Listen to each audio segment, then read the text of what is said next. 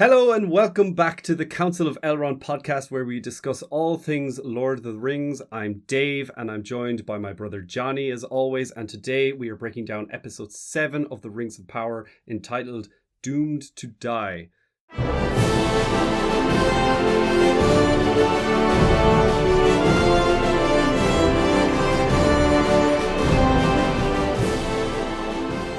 But first, I'm so pleased to introduce a brilliant guest to the show. You may know him from the Halfling podcast or from his SlashFilm work doing an ongoing season 2 Easter egg piece, or from his work on looper.com as the Tolkien writer breaking down episodes of the Rings of Power and interviewing some really great guests such as most recently the actress who plays Miriel, Cynthia Adai Robinson, or you may just know him as a brilliant member of the Tolkien community. A warm welcome to the council, Jaron Pak. How are you getting on, Jaron? Hey, Jaron. Good. How are you guys doing? Really good. Great. Yeah, would you like to introduce yourself and let anyone know where they can find you? Sure. So my name's Jaron Pak, Jaron Pak, and it's a weird enough name that if you search that, you'll find most of it pretty quick. But yeah, looper.com, SlashFilm.com. Those are the two sites that I do a lot of coverage for. It's almost all Lord of the Rings at this point because I know way too much about that topic. And so the Easter eggs piece is a fun one that you can skim. I think it's up to like 15 or 17,000 words now because every episode I pull out about 10 more Easter eggs. And yeah, so that's been like the fun piece to keep going. But it's never too much. It's never too much, Jaron. That's right. No. I am cutting down my lists, I promise. They've limited me to 10 a piece. And you are a bit of a Tolkien expert, and we absolutely loved having you on our podcast for season 1, so we're delighted to have you back. So thanks for coming. I'm happy to be here, guys. Thanks. So yes, before we get into it, I just have a little housekeeping announcement. So guys, please don't forget to drop us a like and subscribe to us on YouTube, or if you're listening to us on Spotify or Apple, please remember to leave us a review and tell us what you think of the Council of Elrond. Also, Irish listeners and viewers, next weekend on October 5th and 6th, myself and Johnny will be at Octocon 2024 in Dublin to meet you guys and discuss some Lord of the Rings, the show, upcoming projects, and all sorts. And there will be a Lord of the Rings panel too that we'll be on, so come check us out, meet us. I'll attach some more information in the description below, and I'll be able to direct you to your tickets and all that kind of fun stuff. But yeah, it'll be great to actually meet some of you guys in the flesh. So yeah, on with the episode. I suppose we're going to break this down not scene by scene. We're going to start off with the Adar Celebrimbor scenes. Then we're going to move on to Adar's camp, then to the siege of Eregion, and finish up with the dwarves if we have time. So yes, let's get into it. This was a meaty episode. So it opens up with Celebrimbor still in his illusion, sipping some tea, crafting rings. I just want to say that I love this. I want to see the complexity of ring making, and we hear the ring theme being played with a fantastical element to it. Brilliant music from Bear McCreary. We hear him say 9 for mortal men. Then we get a glimpse of Celebrimbor's actual appearance in the mirror, unveiling the illusion. So we get talks of Feanor's hammer missing a stone, and then classic gaslighting from Sauron, where he says, you know how forgetful you can be. So Johnny, I'll start off with you. How did you like this introduction to episode 7? Oh, yeah, there was so much in there, and you kind of just glossed over loads of stuff. I'd taken notes on so many just like stupid little tiny details because I really loved this opening scene. I loved just kind of waking up I'd love to live in Celebrimbor's illusion because it's such a peaceful, serene, like he was just sipping that tea or that coffee on the balcony, looking out at the sunny morning and the birds chirping, and it all seemed like, a morning of possibilities. And I was just like, oh, that looks so zen. Just you could hang out there all day and just it'd be great. And then, like as you said, showing all the little tiny details and minutiae in actually crafting the rings. There was that like real close up where we got to see his 2 fists were in front of the camera and he was just like bending the band into shape, and we get this kind of like bright shining light, and then the camera pulls focus and it zooms in on his face, and just there was loads of really, really cool shots. And I was really loving it, and as I said, I could easily live in this illusion, and it seems great. Also, you mentioned the music as well. I was going to give a special note to that as well because it gave this kind of like a vocal chorus, a very heavenly sounding version of the ring theme. And I love the way Bear McCreary is kind of playing with the themes. He's taking some of the more triumphant sounding ones, and at times playing them in a minor key, just to kind of give a kind of an alternative reflection of what that character is going through in this time. And just masterfully done by Bear McCreary as always. Yeah, that was actually something I picked up on, is the ring theme, which is usually played in a minor key, was played in a major key to be more uplifting. But Jaron, you can comment on that as well. But I wanted to ask you about Anatar says that he enjoyed their time together and how it is a sad occasion. What did you think of Celebrimbor's response, where he says all things must end, and then Sauron goes, "Pity, is it not?" And Celebrimbor just kind of looks at him. What did you get from this scene? Yeah, I mean, he's clearly starting to build up some suspicion at that point. There's, as we go on, he'll have actual suspicions, but there's clearly some discomfort there that has been building. And one of the things that I appreciated about this episode was that in the source material, there's like 300, 400, 500, 600 years of this playing out. I mean, it's a long time. So you're trying to compress it all down, and it was getting almost uncomfortable and almost patronizing in the previous episodes, the way that they had to kind of manipulate Anatar into talking, and it's you lied, so it's influencing the ring. It started to get a little bit difficult to navigate, whereas in this one it really starts to break down, and I feel like you get some momentum again in that storyline of like, he's clearly deceiving, Celebrimbor's clearly picking up on something's wrong here. I'm ready to be done with this relationship, which I appreciated. And I mean, the actors are so good. The way that they sell all this, it's a difficult thing to sell, that they're going on and on and on for, either in this case probably months and years, and then in the source material centuries, and there's this deception happening. So it's not easy, and I liked the way that the direction it takes in this episode. It's very good. Also, just to comment on the ring making, I liked, so the ring making is two different things, right? There's the like physical component, and then there's the magical component. And when I actually talked to Charlie and Charles Edwards and Charlie Vickers, we talked about ring making and how Tolkien doesn't explain the magical elements, and they actually emphasize that is on purpose in the show as well. They show the physical construction a lot more than like what's happening behind the scenes, because the goal is not to overly explain.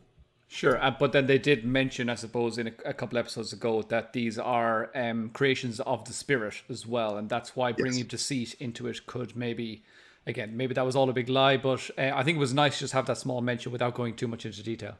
That's it, is that it's definitely a component, but they're not going to go into like too detailed of a description, because Tolkien doesn't either, right? But that said, those sequences of him making the rings was fun. I kind of wish we had more of it, just of like, what is he doing when he's making these the things? little teaspoon was so cool. I was like, he was just like scooping up a bit of meat through it and like clink clink. Oh, that's just the right amount. I was like, this is so cool. It was great. Also, I wanted to mention, you mentioned there before, Dave, that we get all this music, and then there's a long sequence of just images and, again, awesome angles, and the production value just seems to have gone up again another notch in this episode. But there's a long opening without any dialogue at all, and then finally that's broken by Celebrimbor saying 9 for mortal men, and that's a very fitting opening sentence, because the title of the episode is Doomed to Die. So that's, he kind of stops short at that part of the ring verse, which is 9 rings for mortal men doomed to die. So when I saw that, and I was just like reading, it comes up on your Amazon Prime as well, the title Doomed to Die. So I was looking at that, it was just in the forefront of my mind, and I just hear this 9 for mortal men. I was like, oh, that's clever. Yeah, I thought it was brilliant, and I feel like that title might have multiple meanings, but we'll get on to why other things might be doomed to die. But next, when we come back to these characters, we get to see Celebrimbor. He starts to notice the glitch in the matrix and the pattern of the illusion breaking. So I thought that was really clever. It's a little bit of a trope that we see in movies where they see something repeating, but it is. I thought it was done quite well. But we get to hear him say, "Who are you truly?" To which Sauron replies, "I am the one keeping the storm at bay, balancing the very sun above your head. I want the 9. And it was quite menacing the way this is this is finally coming out of Sauron. Celebrimbor obviously throws the hammer. He finally hears the destruction of Eregion and breaks down, seeing Sauron's blood mixed with the mithril, all that kind of stuff. And then this cool line where Sauron says, "I've learned so much from you. True creation requires sacrifice." And then eventually Celebrimbor says, "You are he, are you not?" So let's wrap this all up, Johnny. What are your thoughts on everything that transpired here? Yes. Is this later in the episode? Does that jump ahead a few scenes? I'm trying Yes, to just, I'm trying to get Celebrimbor's as Anatar, all their like scenes together. Right. Yes. Very, very good. So, because I had notes written somewhere, I've lost it. But was that the part as well where he kind of explains what it was like? Or maybe we're not quite there yet, where he explains to Celebrimbor what it was like when he was suffering under Morgoth's control. That's a little bit later. This is just the first time where he's kind of breaking the illusion. Okay. Yeah. And now, I did have one question about that, or one kind of just, I don't know, a thought, I suppose, was when we see Celebrimbor at the very beginning of the episode and he is outside sipping on his cup of coffee or his elf vitality juice, whatever that is. He's clearly out. First stage wine, so he has to. I know, yeah. He's do elves drink coffee? I don't know. I like to think that they do. He was clearly outside, and he couldn't hear anything outside the illusion. We saw that when we first saw the illusion created, he was brought out into the courtyard, and he couldn't hear anything either. So I was a bit confused as to why the hammer breaking the window, suddenly the noise of the real world was coming through there. I'm not sure if Sauron just decided, okay, this is the moment, I'm just going to drop the illusion and just, I think that's it. It probably is that, because otherwise it wouldn't really make sense that, he's kind of locked, that the illusion exists only inside his workshop. So that was just something that I had a thought of initially that I wanted to bring up. But I imagine it's probably what we just said, that it's probably Sauron just saying, look, the gig's up, I might as well just reveal myself now. Well, he's throwing hammers at me, so I think we're done. It's hammer time.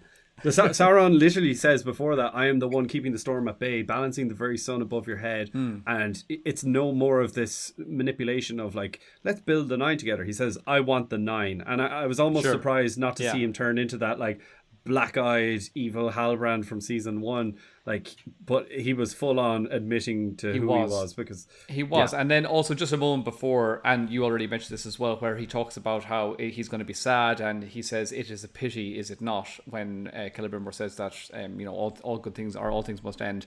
I love just Charlie Vicker's performance, where he's looking down at Celebrimbor and he's got this very endearing smile, and he's like, "Oh, it is a pity, is it not?"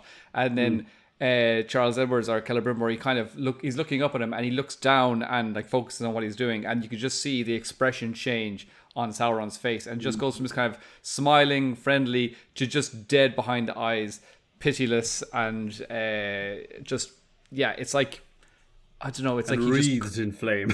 Breathes in flame. Honestly, that twitch, there's a twitch in his cheek, and it's such a good performance. Because when he says, I forget what line he says, that first real push when Celebrimbor's like, something's wrong, and something's wrong with you, and he twitches. It's such a good, it's so good. I can't even because I was talking about a little critically about the scene before that, but this scene when it all kind of falls apart is so well done, and I do think that Sauron is like, I can't manipulate you positively anymore, so I'm going to let you see all of this, and I'm going to, we know what happens. I'm going to force you to finish. So yeah. And just going back to that pity, is it not? Do you actually believe, this is for either one of you, do you think that Sauron is actually sad that, the time of, he's coming to the end of his time with one of the greatest elven smiths of all time?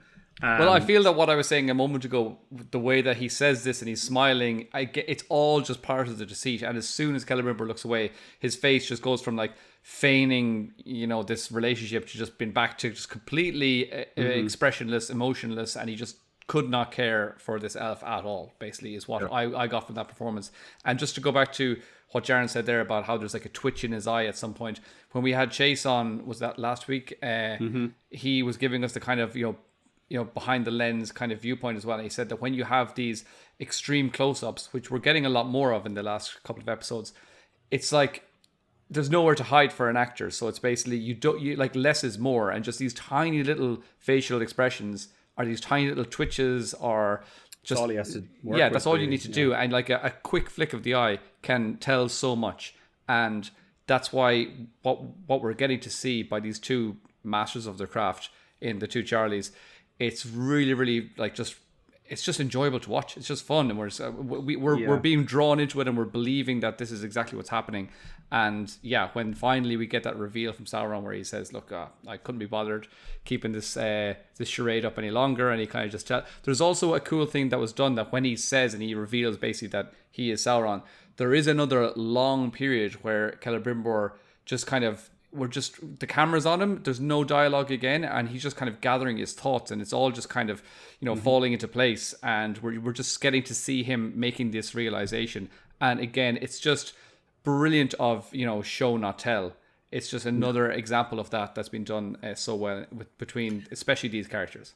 Yeah, and the other thing is the imbalance that these actors had to work with, where you have Celebrimbor is like all the emotions out on his sleeves. He's wearing it all out, and it's I mean, he's literally breaking down in this scene. And then the fact that he's acting against Charlie Vickers, who has to play the most expressive that we see Sauron, but still, that inside, behind that face, there's a million things going on, and he's manipulating everything. And so it's such an imbalance, and they play it off so well. And that reveal was just so good. And you still have Sauron expressing emotion, though, and so it really was good. It was very moving. I really enjoyed it. Yeah, and we saw the effects that it has on Celebrimbor, because we got all those trailer shots where he's breaking down, crying, and what have you done to me? Really good performance there. But I want to think that, as Sauron was a pupil of Aule, like he does miss. He might miss a little bit of this time where he's crafting rings with one of the greatest elven smiths ever. So I think it was kind of a thing where Sauron was like, oh, look, isn't it sad after all this time we have to spend away? And Celebrimbor's like, it's not too bad. And Sauron's like, you bastard. that's how the scene. I guess I'll go back to world domination. Yeah. Well, he is balancing that kind of villainous. He's not so pure evil. Like that's the classic thing. Like Morgoth's the pure evil, but Sauron was corrupted, and so there is that inside there somewhere. That like, I want to be loved, I want to be seen, I want to be. And it's buried. Himself. As Elrond said, not all things are evil in the beginning, not even Sauron. So exactly. Yeah. So we get to see Celebrimbor. He runs outside. I thought it was funny how he immediately gets blasted by a firebolt. But then, he gets up, he runs to Mirdania, and then he sounds like pure cuckoo man when he's talking about like the mouse and the jewels and blah, blah, blah.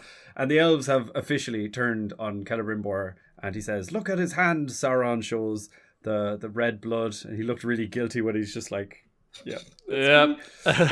But Johnny, I'll go to you. What do you think of, or how do you think that Mirdania's demise came about, or like how do you think it looked on screen? Did you enjoy that scene? Oh, I did. Yeah, I definitely did. You sicko. Oh, it was great. I spoke about it recently. I can't remember if it was on our podcast or on a different podcast, but I spoke about how it's you don't want to see characters that you like getting killed off, but I prefer to see a character getting killed off that I've gotten to know a little bit, and so I can at least have some sort of an emotional attachment to them. Whereas when we saw them going into the Barrow Downs, and some random elf just gets dragged and killed off screen, and we're like, I don't even know what his name was, so I'm like, I don't really care about that guy at all. It just didn't give me any sort of an emotional attachment. So this one, we've gotten to know her a little bit in the last few episodes, so it was nice to just have some sort of a feeling of like, oh no, when you see a character get killed off. That's the desired effect, I suppose, when they're killing off a character. We did speculate that she might be getting killed off in this episode, and the doomed to die brought up a bit of speculation from between us in the last few days, and we were speaking about who did we think would be doomed to die. So I think she was definitely she was up there. She was up there, top 5 for sure. I thought it was really well done. I liked how Celebrimbor was just so excited to be out of this illusion. He started to be kind of like, oh, I was trapped in my mind, but I'm out. And he was kind of he started just to kind of, as you said, bumble and rave like a bit of a madman. And then I think as he was saying that, he was like, oh no, I sound crazy. And he kind of realized that himself. And then he's looking at Mirdania. yeah. He's like, you must believe me. And she's like, that's, what are you talking about? A mouse and a ruby? Like, what's going on? And also we know that Sauron or Anatar has been doing a fantastic job manipulating not just Mirdania, but all of the Whitey Mirdine and all of the Smiths, and just kind of getting them all kind of in that headspace of like, okay, poor Celebrimbor, you know, he's not himself. He's an old guy, yeah, exactly. Just, you know, it's so sad, isn't it, what's happening to Celebrimbor? Don't worry, I'm here, and I love him too. So we're all in this together and stuff. So it's, again, just as we've you know, waxed lyrical about the genius of this manipulation techniques for the last good few weeks. So I suppose it's nothing new here. And just the way she was killed off, the way it made it seem like Celebrimbor was the one throwing her off the wall. I loved all of that. I will say that when she fell initially down, none of the elves even considered pulling out a bow and arrow to try and kill the orcs that were about. They just like looked, they were like, oh no, there she goes. And then there's like one orc just stood over and like slowly raised his axe, and they're all just like, there she goes. See you later, Mirdania. So I was like, somebody just shoot an arrow. Come on, guys. There's only about 5 orcs around them. So yeah, I was. There's a couple of things like that in this episode that I'm sure we'll get into. But yeah, apart from that, in general, the way Sauron twisted the tables, I loved it. Yeah. Yeah, I'll go to you, Jaron, as well on the same thing. Just like on the way that Sauron used actual power and magic to you know, deceive all the elves around by making it look like Celebrimbor was the one to kill off Mirdania. I'll ask you about that, but also just after that, when Sauron says to him, "All this can end. Create the 9, and I will spare your city." First of all, I was like, why is he saying this right in front of all the other elves? Like, he's already manipulated everyone, and now it's kind of like he admits, but I know maybe it was supposed to be quieter, but how much cooler would it have been if that was like a telepathic conversation the way... Yeah, because he's doing that, right? Yeah, like if that was done the same way we see Peter Jackson's Galadriel telepathically, or is that the right word? And he did that back when he revealed himself to Celebrimbor, right? There's specific lines where his mouth is closed when he comes out of the fire and he looks all godlike. Yeah. So he's already doing that. So that would have been great there. So, but yeah, what do you think about him using his magic and then the scene? Yeah, that felt a little short-sighted that they didn't have him just speak that without it being, a little bit more clever, right? Because he's being clever otherwise. I mean, he's got it all kind of set up, and I kind of just assumed that was what was happening, but like, as in none of the other elves could even hear or see what was actually happening. I kind of just sort of gave it that benefit of the doubt and said, okay, this is probably just happening inside another little mini illusion or something like that. Yeah, because it wouldn't make sense to just in front of the other guys, hey, by the way, reveal my plan. I'm in charge and I'm nice, but also, this could all end. No, I think that I almost took it as like a stage play where you speak sideways, you speak loudly when you're whispering. And so like I assumed that was communicated without others hearing. But you're right that it was a little, now that I'm thinking about it, he does kind of say it a little brazenly. He does, yeah. And Johnny, you're right. Like, that's how I took it, is that both of you guys are right. It's kind of like a stage left thing. Like, now I'm talking not to the audience, just to this character. But I think they have a very simple solution that they could have just like had him look at him with his mouth closed and have that dialogue play out. So like, I mean, it would have been an easy fix, I suppose. But yeah, I think so. But anyways, Celebrimbor is captured. He's put in chains, and he's finally finishing off the 9. Sauron plays the pity card that he's treating Celebrimbor like Morgoth treated him. Jaron, I wanted to ask you, is there anywhere to suggest in the books that Morgoth tortured Sauron?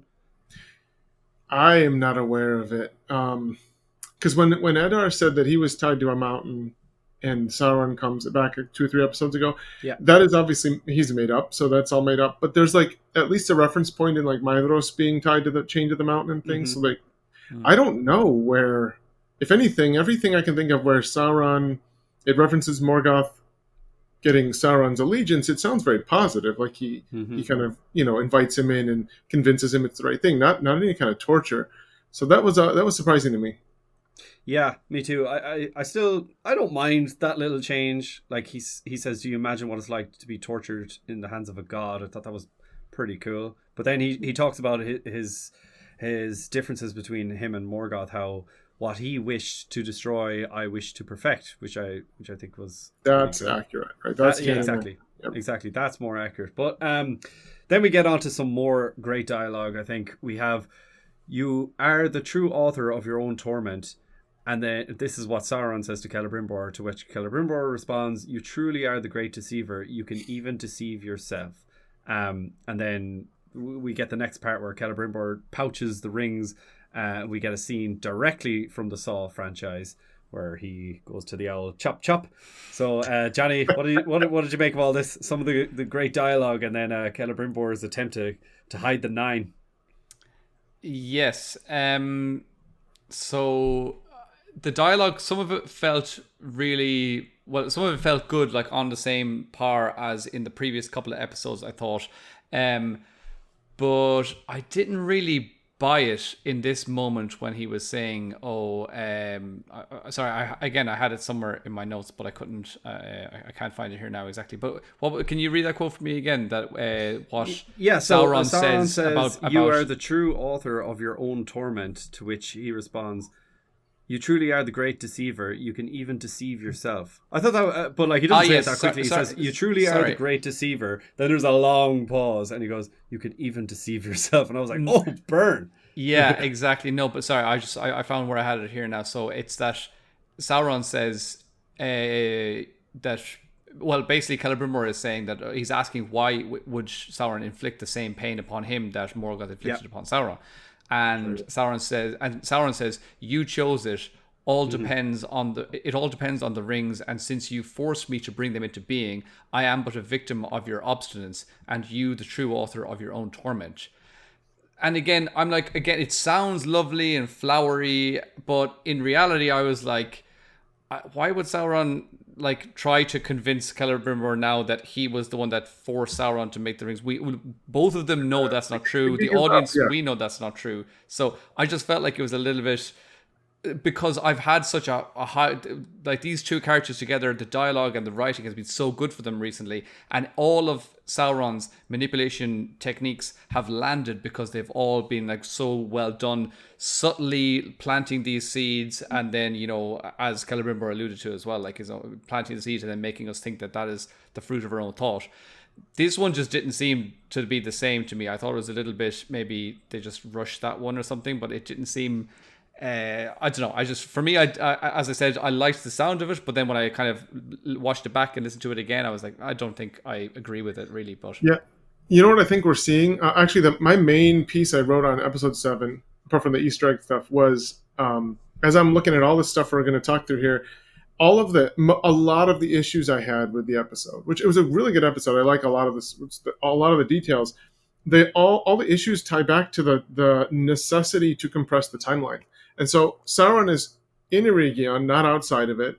He's torturing Celebrimbor, but while there's not rings finished, like none of that is canon because they've had to kind of cram this in a weird way. So, you know, in the story, in the Tolkien version, he comes in and he's like, the rings are made, where are they? I'm going to torture you. At that point, there's no hiding anything. He doesn't have to manipulate anyone. He's just evil.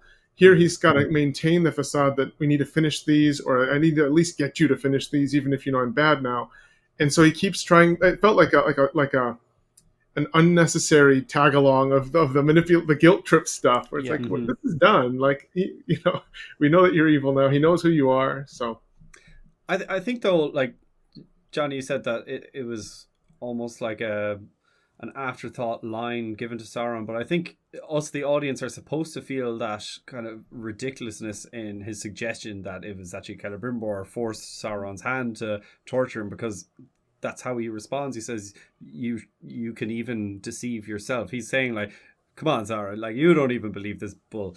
So yeah, like, I suppose I never thought about it that way, but like I still really love the dialogue between these two characters, and I'm sad that perhaps we might not be getting too much more of it in the future. But you did kind of also mention that we didn't respond to it at all, but you mentioned him cutting off his own finger as well. Oh yes, sorry. Yeah. I thought that was really, really well done. It was all one long shot as well, when we get to see him looking over at this whatever is this kind of wrench cutting tool device thing, and he looks over it, he slowly slides his finger under it, and then the camera zooms up to his face while he says, whose will is the mightier, and then he pulls it out. That was all one long shot. It wasn't like cut up at all. So I thought it was really well done and really well acted, of course. And I was like, Charles Edwards has some meaty hands. They look like some kind of like, that looked like a big meaty thumb that he had to slice through. So I don't know. I hadn't really focused on his hands before, but I mean, it's like quite King a big George. Thing as well for. It's quite a big thing for the greatest of elven smiths, who's just his hands are his livelihood. To just decide, okay, I'm gonna, and now he's left with how many fingers? Exactly. 9. Yeah, wear all of his rings now. I said King George. I meant King Charles. King Charles had huge fingers, and his name is Charles. So Charles Edwards, meaty hands. So, anyways, he tries to escape and gets arrested immediately. This is Celebrimbor I'm speaking about, and then finally Galadriel shows up, and he admits that he blinded himself to what Sauron truly was for his own ambition. And I thought this was great because finally Galadriel can relate to someone, and we get a little bit more of an insight to Galadriel's. She admits it too, to have being blinded. Yeah, and she finally can relate to someone. Basically, he begs Galadriel to take the rings. But I do kind of hate how quickly the elven guards just flip-flop from Sauron to now being back on his side again. He was just on the wall telling them in front of them, all right, like you're saying, this could all end. Yeah, the secondary or the extras, I suppose, on the show, like a lot of them don't seem very real or lived in characters, and especially when they're elves, like you'd kind of expect this from men or extras that are playing men, but I feel like the elves are supposed to be a lot more ethereal and knowledgeable, and I completely agree. Like, so there's so just to go through it again, he cuts off his finger, then he breaks out through his window, and he like crawls out and he escapes, and then for the second time in the same episode, an explosion goes off beside him and like knocks him off to do like a double flip landing on his head off the side of the wall. And I was like, this poor old man. Yeah, he was like, I'm not leaving out the door this time. I'm going out the window because that's not going to happen again. Exactly. So the same thing happens again. And then he's down, like face down in the dirt, just recently cut off his thumb. And all these elves who've probably known him for thousands of years and have respected him for thousands of years, they come over like, and they say like, look what the old fool has done. And like they call him an old fool. Like, as in, I was like, the disrespect is ridiculous. To like this. I thought that on my first watch, but then on my second watch, I just felt more like this is how much Sauron has gotten into the minds of not just Celebrimbor and the Great Mirdania, but all I know. Eregion. And again, what Jaron said, this all comes down to this time compression. If we had seen this play out over the course of 300 years, which is how long it took them to craft these rings, then maybe we could say, okay, slowly Celebrimbor is having this like gradual decline, and eventually one by one the elves are kind of going, yeah, we can't trust him anymore, he's losing his mind, whatever. But because it's just packed into what looks like a couple of weeks, it doesn't seem right for them to like suddenly start calling him an old fool. And then, like you just said, Galadriel comes in and it's like, no, he's the true Lord of Eregion. And they're like, okay, well then let's go. And she's like, oh yeah, Galadriel says like, okay, I can't leave you here alone. And the other commander or general or whatever steps forward and goes, he shall not be alone. And it's kind of like just very like, we have your back, Celebrimbor, even though I called you an old fool 20 seconds ago. Sorry about that. So yeah, it's a bit too much flip-flopping, and we've seen that a lot from many characters in the show. And again, it's the time compression. It is, and I think there's also though like there's a lot of disagreement between elves and Tolkien stories, but like Feanor stands out because he uniquely disrespects people. He just kind of stomps all over everyone.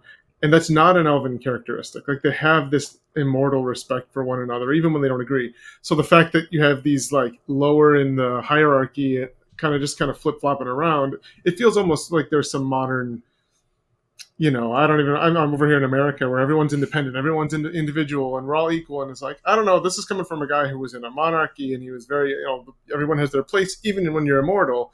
And it just doesn't fit the vibe of what the show was doing to have them flip-flopping like that. I think there's just too much, again, respect. They could disagree, like, where have you been, what have you been doing, but not like, well, this old fool, like that's you have derision in that. It's not just disobedience or something.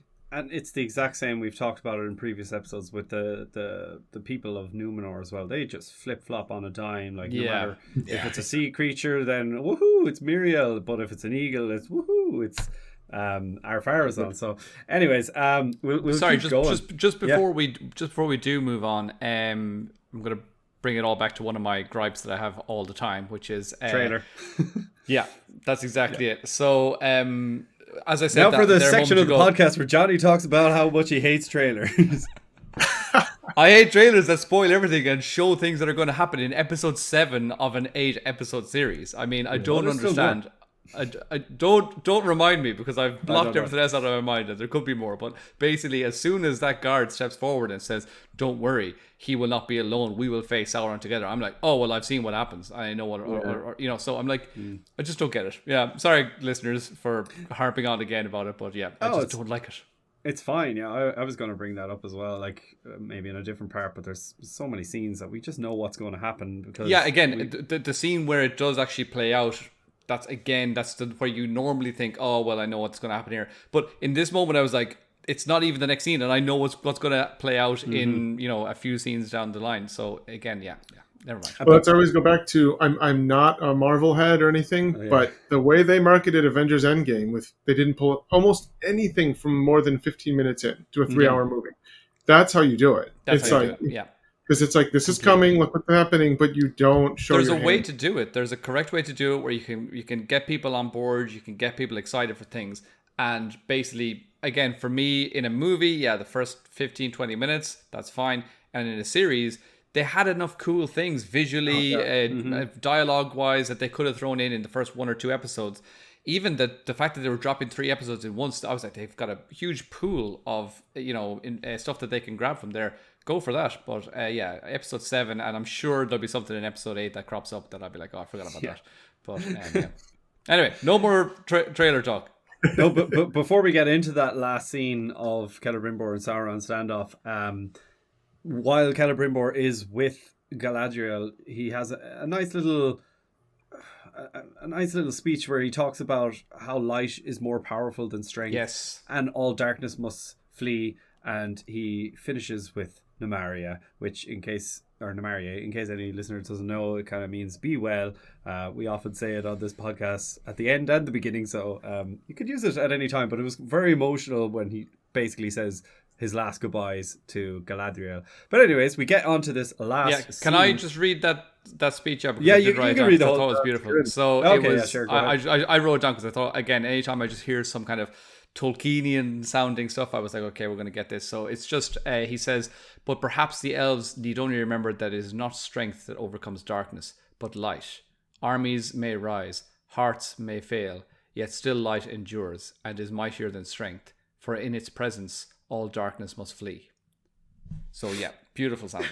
No, I might edit some beautiful music right in there. Please when do. You're talking. it really gave me vibes of Sam's speech as well, because especially the way it was shot, like in Peter Jackson's movie as well, because there's the music is building up to a crescendo, but also there's a battle happening around, and so while he was giving this kind of speech, they were flashing to different scenes of elves up on the wall and just the battlefield in general. So I was like, for me, I think in this series so far, there's been loads of times where they've been evoking particular moments from the original movies. This was one of the best ones I've seen. It was giving me all the same feels of Peter Jackson's films, but it wasn't just smacking me in the face, being like, "Do you remember this?" So that was the perfect balance. I think they all channel that scene right before Shelob's Lair in the Two Towers, right, where they kind of sit down and think about what they're doing and what they're a part of. And I think that's all of these honor that thought that Tolkien was like, we can put a pin in this for a second and just talk about how grand and epic and huge this story is. And I think you get that, definitely the Sam speech, and this clearly is emulating that as well. Yeah. If we have time at the end of this podcast as well, I have a couple of notes on extreme, obvious, in-your-face callbacks to not really Tolkien, but like the Peter Jackson. I was going to say, if we have time at the end of this podcast, we could all sit down and watch the Two Towers together. There we go. But anyways, Jaron, we on the last scene of Celebrimbor and Anatar, we get the elves. They arrive to arrest Sauron, And he does a bit of a Darth Vader on Commander Melendal, which I thought was cool. He kind of force chokes him a little bit.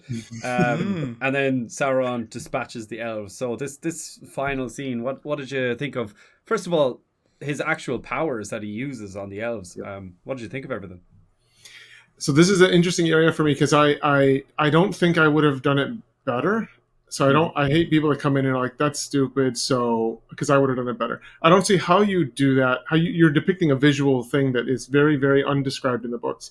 That said, like the force choke thing was a little bit, I was talking with a friend the other day about when you make magic tangible, it changes the way it feels, right? So there was almost like a Harry Potter feel starting to creep in, or Star Wars, or something that is where you can define the magic system. Mm-hmm. And that's not very Tolkienian. So that I didn't love that. I honestly would have even been okay with the controlling the wills and having them kill each other but the choke part was a little bit odd to me. That said, it looked awesome. I mean, the scene was really badass. It's like he just kills them all in one strike. And then when he kills the final guard, the one that's been flip-flopping all over the place, that was really good. And then when Charlie Vickers says, "You will give me the 9," that's like my favorite line of the whole season. Yeah, it's so well delivered. It's brilliant. Yeah, no, yeah. I loved this last scene. I know it was a little bit hard magic, but I think it was needed for a movie. Like, you're right, it's kind of under talked about in the book, but when you have to show and not tell, you need to show something. Johnny, any thoughts on this before we move on to the next section? Pretty much the same thoughts as both of you guys. I loved it when I was watching it. At the same time, I was kind of going, this maybe isn't the most perfect representation, but it was one of those things. I'm like, I'm for it. For me, if this is an adaptation and it's not going to be exactly what we're reading in the books, we see that they've crushed down that time, so everything kind of needs to play out a little bit quicker.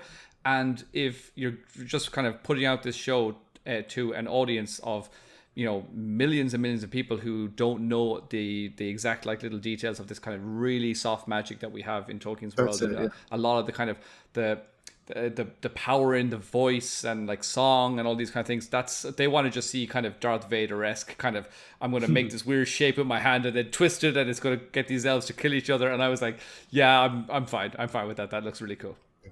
I always go back to, the wizard battle in the Fellowship of the Ring that I don't like. They're just blasting each other with their staves. And you're taking the line, what, they took me and set me on the pinnacle of Orthanc. And it's like, okay, they took me. What does that mean? And so they had to do something, right? They could have done it different ways, but that's one way to do it. And so this was a way to do it. It definitely follows the vibe of how they've presented the magic system in the world. And I still appreciate that he's not like saying specific words every single time, because there is kind of precedent for that anyways. Like Gandalf does that a couple times in The Hobbit. And so I kind of like that they have still resisted being too detailed while also kind of showing some fun stuff on the screen. Yeah, no, I agree. I think we'll move swiftly on from the Celebrimbor and Anatar stuff, and I think mostly that was quite good. Pretty good, actually, probably the best thing of the episode. But now we're going to get on to some more controversial things. We're going to move over to Adar's camp, is what I've sectioned this. So we'll get into the actual siege of Eregion afterwards. But first of all, let's look at Elrond is taken to Adar's camp. And Adar says, "You have the beauty of your foremother Melian of the Valar," which I thought was quite cool. She's not one of the Valar, but maybe this means like a servant of the Valar. So maybe that's kind of, I'm guessing that's where they're going for. And then he asked for the ring for Galadriel's life.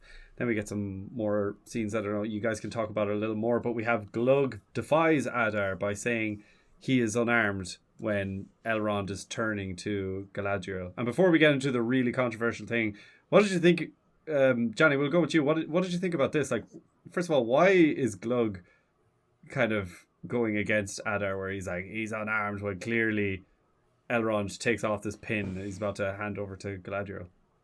I just thought that was an oversight on Glug's part. I don't think that was the worst thing he did in this episode. I think he's just basically showed his true colors, that he's actually the wussiest orc that exists. And I'm trying to remember a point in this entire series where he said something that Adar was like, "Oh, thanks for that advice there, Glug." So he's like his his right hand man, his main advisor orc there since what's his face got killed off at the start. Waldrig. This is now the new like number 2, and Adar seems to hate him. It's like anytime he says something, Adar's just like, oh, not this guy. I think he's more of a representative of the orcs and just kind of the voice of reason for the orcs to say like, well, Adar, like, you know, we want to love each other and have families and have peace and stuff. I know you can have your opinions on that, but like he's the labor to be rep. The voice.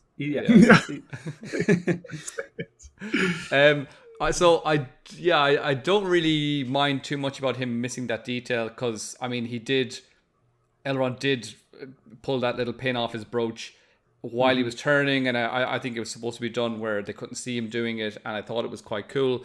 I did like that he had this like little secret hairpin or something. I'm not sure what that actually the actual purpose of that is, because I doubt it's for picking locks originally, but I thought that was quite cool. I liked just the scene of them in Adar's camp. I'm sure we'll get to how they got there in the first place, which maybe is a bit more weird. Again, I did write down a note about the mentioning of Elrond's, what he calls his foremother, Melian of the Valar. And again, I was like, okay, this is a really, really cool mention. I'd like to hear about that, but also, let's get it right, guys. She wasn't a Vala, she was a Maya, and you know, there's only 14 Vala, so we should be able to know that that's not the case. But it was cool that he said that if you have even a sliver of her wisdom or something like that, because we know that Melian was really, really wise, and she counseled when Thingol wanted to send Beren off to go and fight against Morgoth, she kind of counseled against that. She said that would lead to the downfall of Doriath and like all of these different things, and so she did show herself to be a very, very wise person, or a wise being, I should say, more than a person. And also we should remember that she was a friend and a mentor to Galadriel, and she is Elrond's great grandmother. So he says your foremother. She was the grandmother of Elrond's grandmother, and she. I suppose his fourth mother. You could 4 generations. You could say it that way. So that's very good. But this is like, you imagine your great grandmother and her friend Galadriel, and then you're like, oh, I'm gonna kiss that one there. So it's I'm sure we'll get to that in a moment. But it is a bit of a strange dynamic when you think of it that way, when they've just mentioned Melian. But anyway, and I will harken back to the way he says, you have the beauty of your foremother Melian of the Valar. I think maybe they have a rights issue where they can't use the word Maya or Maya. I'm not sure if I don't think that's in the Lord of the Rings, but maybe you guys would know more. But like the Valar is, and I think it might just be a thing where they're like, well, the Maiar serve the Valar, so this is. There's also. I think there's simplicity issues we have to remember this is for a big audience, and they're already saying Valar, and it's like, who's a Maiar? You know, like, it's very easy to get confused. And of the Valar is technically correct, like you're saying, Dave. Like you can kind of twist it. Okay, they're of the people of the Valar, so. But if you started breaking down Maiar... Of the Ainur would be more correct, I suppose. But of the Valar, I'm like, no, I'm not going to have it. It's technically wrong. I'll let it pass. I don't mind. I'll let it slip. But I'm not going to have anyone tell me, technically, it's actually... I'm like, no, it's not. Okay. So, guys, I don't want this to turn into the rest of this podcast being all about the big kiss, but obviously I want to hear both your thoughts on this, because let's start with Jaron. Hands off the pin, gives her a little schnog. This is Elrond's future mother-in-law, so what are your thoughts on all of this? So I saw Robert Aramayo do a little explainer on how he didn't think it was romantic. I just saw that. It came out about like an hour or two before we started recording this. Well, I saw it an hour or two. Oh, I didn't. So that's helpful. That's helpful that he said it's. I don't think that doesn't translate 100% in my head, but but I think it's not a passionate passion. The music tries to sell it as passionate, but it's there was kind no of tongue. Yeah, exactly. I don't love it. I definitely think, and the actors were struggling with it. That was the other thing that Robert said, was like, you know, we were reading the scripts, like, what are we going to do? This is weird. Yeah. And so I want to resist the idea of just attacking it as like, what are they just trying to make it, you know, dramatic for no reason? and the connection that he's her future mother-in-law is awkward. That said, he passes off the pin. I mean, for me, it's one of those, like, I think I got to shrug it off and move on. I don't have a lot of good to say about it, but I agree that I don't want to spend an hour talking about it either. Yeah. Johnny, what are your... Yeah, thoughts? I definitely don't have much to say about this at all. I didn't love it, but I did get told, and I did get to see this scene before it played out, so I was prepared for it. So that was one thing. So it wasn't a big shock. I knew that was coming, but then also the one saving grace that this has is that it is the moment that he's handing off that pin, and basically it's like, I can get behind this thing where they say, okay, this is just a distraction so that I can pass this pin to Galadriel so that she can undo herself. It looked like a kiss of I don't know, it looked like it was an awkward kind of brother kissing his sister sort of a thing. Or mother-in-law. Yeah, I know that's technically what it is. I know, but it didn't seem. Again, I agree with you that the music built up and made it seem like we had this big. So emotional it's Bear moment, McCreary's fault. It's all Bear's fault. He's like, guys, I just can't help writing absolute bangers. Yeah. So I look at that scene as more like, why would you include it when you know there's such harsh criticism of the show from certain groups? Because it's like, that's just fodder for... I think they want it. I mean, as soon as I heard this is going to happen, I was like, I can already see all the thumbnails on YouTube. It's just, that's what it's going to be. It's just going to be that like bang, bang. Just get ready for that. Get ready for that for the next few days. That's what we're going to get to see. So, I don't know if Jaron, if you have anything else that you want to say, but for me, I'm like happy to move it swiftly along. Yeah, I do want to double check. We skipped the charge. Is that because that's a different? Yeah, I'll put all that into the siege of Eregion. Sorry, I just wanted to get like this main part in Adar's camp. But just to go back to what we skipped over there was a very cool, before we got to that kiss, there was a cool over and back between Adar and Elrond, and like obviously the part where he mentioned Melian.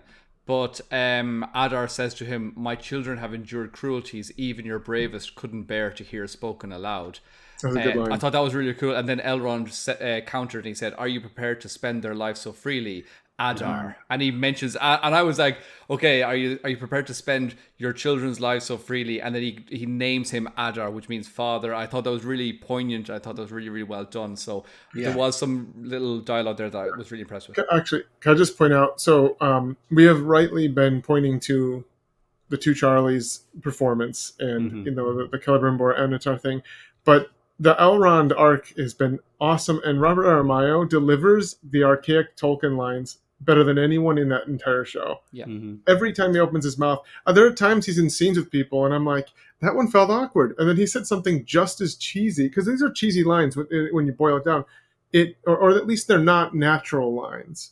And he delivers them, and you're just like, there's scenes later in the battle where I'm just like, oh my gosh, I believe everything you're telling me. Like, it's so, and you can tell he's the Tolkien, like the big Tolkien fan on the show. Because he's the big nerd, yeah. He is, and he really believes this stuff. When I interviewed him for season 1, we hopped on the call early, and he starts questioning me about Tolkien stuff. We did the interview. They had to break us up at the end because he's asking me questions about, when we're off the interview, about like books behind me, like Tolkien books, and what is that one, and what's in that one. And awesome. He's so into that stuff, and it comes through with the lines. He speaks them like he feels them. He's not just just regurgitating the script. It's great to know that people like that are involved with the show. So that's just lovely to hear. Yeah, he's like a mini Christopher Lee. I will say, my first, I think we all knew that there was a big kiss coming or a big controversial moment coming.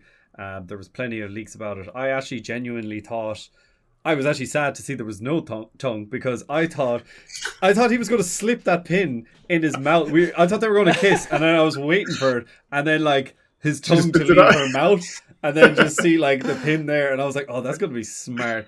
And then he just like hands it to her really obviously after the kiss, and I was like, what was the kiss for? I actually got we talked to Chase Mullins last week. He sent me a voice message this morning asking like our thoughts about the episode. He was like, because they could have done it so many other ways. It could have been like a kiss on the cheek, a kiss on the forehead, a high five. It could have been anything. But like, kiss on the forehead, that's classic Tolkien, right? Right on the forehead, right there. Right. Yeah, now I do want to just put in here what Robert Aramayo said, like paraphrasing, but I did see that little clip. I think it was from Radio Times. There was a clip of him coming out, and he said he didn't see the romance in it, and it was more of an emotional goodbye because his character truly believes that Galadriel is about to be killed, because obviously Adar said the next time you see her head will be on a spike.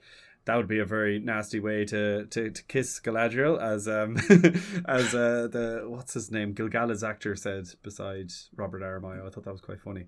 But yeah, he doesn't believe that it's Benjamin Walker. Romantic kiss. Benjamin Walker, thank you very much. But yes, we can come back to this on another podcast where we talk about the kiss. But we'll move gracefully on, because again, this is just like Anatar talking to Celebrimbor in front of all the elves. We get Elrond talking to Vorahil, saying like Durin's coming, but he says this in the orc camp, surrounded by orcs. He's just hoping that none of them speak Elvish. So I don't know. This one kind of refused me. Johnny, you look like you have a reaction to this.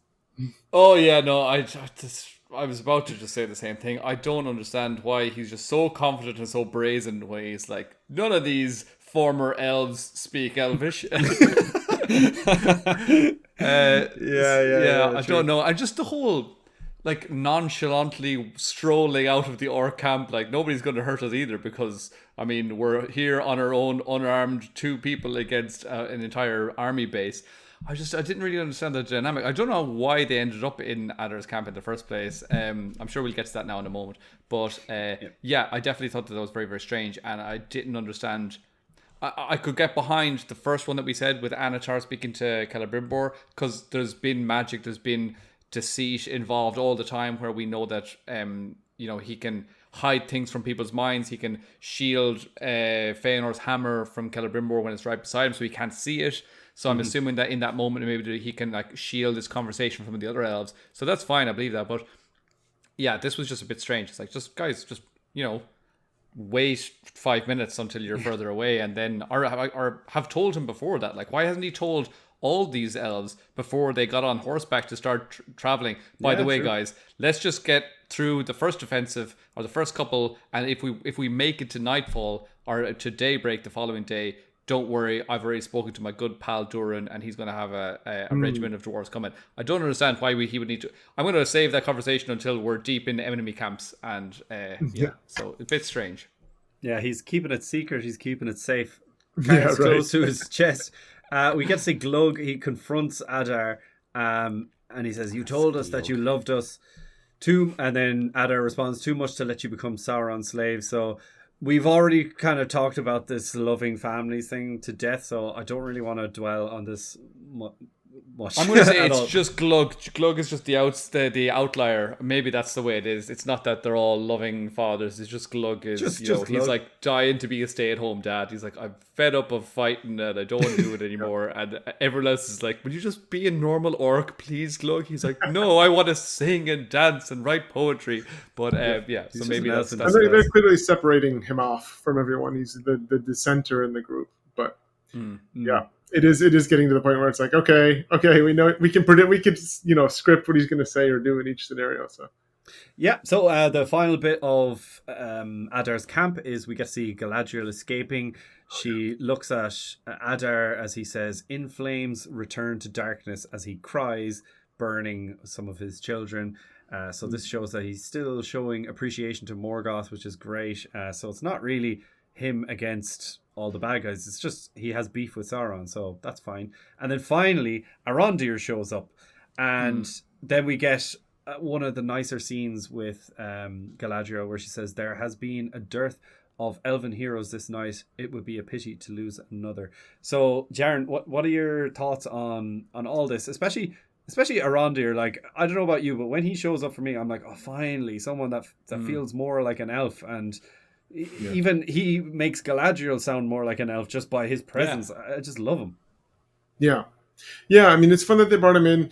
I think that, ironically, I'm sure the original plan was not to kill off Bronwyn, based off the way that she left the show, and yet that gave him the reason to me to chase that far. Because it's pretty clear they were going to try to get him on scene here. The fact that he's kind of got this grudge now and he's chasing after Adar and trying to get that revenge was really, I thought, worked out. It felt very appropriate. He shows up, he's ready to go, and then she has to kind of talk him out of the final kind of fruit. It was very almost like very. It felt like the scene from the Silmarillion that he's going to go in and die in the camp, just trying to get to Adar.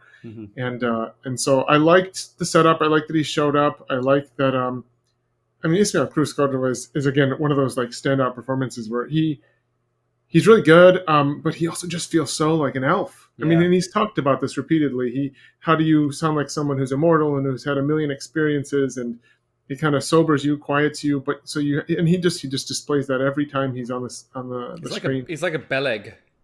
Yeah, that's a good comparison. He kind of shows up and helps with this stuff. So.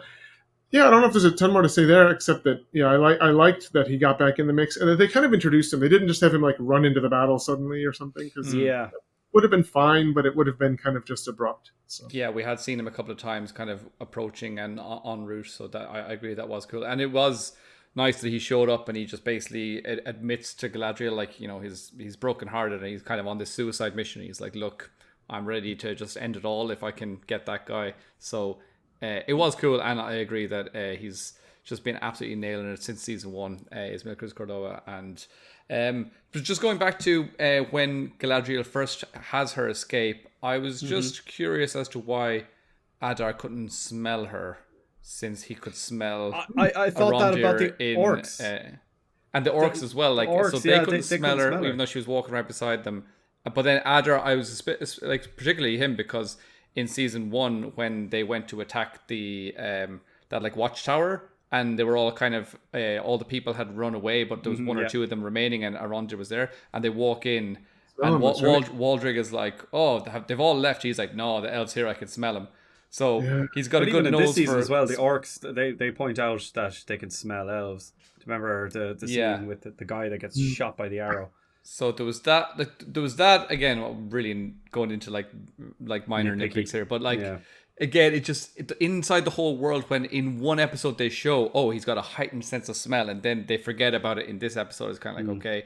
Also, they're burning bodies for a battle that's still ongoing. How have they retrieved these bodies from the battlefield? I'm like, this seems way too soon to be, burning your dead, when we were literally in the first onslaught of this battle. Maybe they're burning the live ones.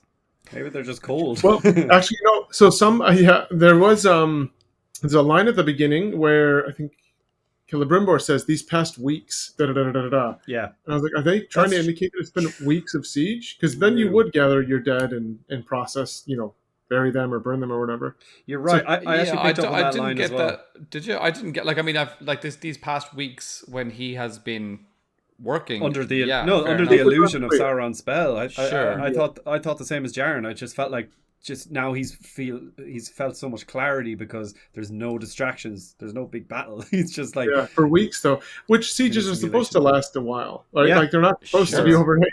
So and they didn't make it clear. I kind of wish they did, because it feels like they've almost over compressed the timeline, where it's like, this is a siege, they should be set up for a while fighting this battle. And in that case, you would you'd gather your dead occasionally and burn them or bury them or whatever. So, well, we're going to get on to the battle now, anyways, and I do think that is one thing. Like, even just damming the river, which I will discuss with you guys in a second, but just like, I think that would take a lot longer than an hour for the river to just completely go. And now we've got like solid land to walk on. But I did pick up on that line as well, where he said, like, these last few weeks I've felt so much clarity, and I was like, oh, weeks now, yeah. Anyways, on to the actual siege of Eregion itself. So, first of all, Johnny, just overall in general, visuals of the army, the scope, the scale, the amount of orcs, the amount of elves, catapults, just all of that into one little thing. Did you not like it? What do you think? Yeah, I think this whole episode was stunning visually. It's just there was so many cool elements, the music, not the actual just the score, but also just the sound production and like the feel, the weightiness of all of like the single, like pulling back a bowstring and like releasing the arrows. You could feel everything. So I thought that was really, really good. Just the whole sound design was fantastic. The production was incredible.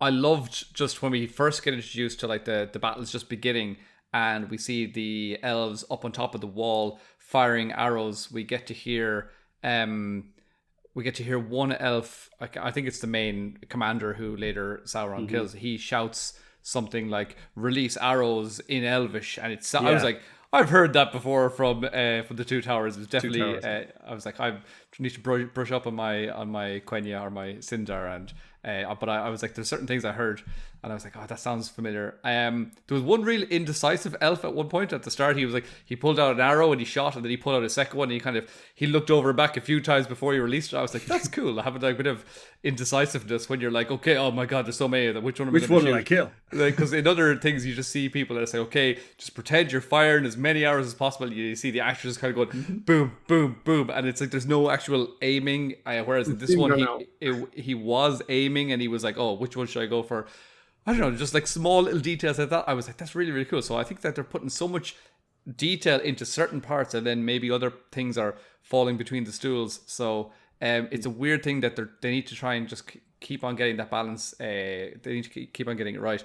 But there was some cool things. There was like the I'll get into the individual moments of the battle. No, I'm not going to get into the individual moments. I'm just talking about like over just general silly things that I thought were cool, like the kind of clay pigeon shooting that happened at one time, where one elf was just firing this, like, I don't know what it was, just throwing it with his hands, just hurling barrels it off, and then they were like, barrels of something, and then the other guys just shooting it with fire arrows, and they were exploding, and so just little things like that I thought were really cool. I liked when we got to see this new kind of siege weapon.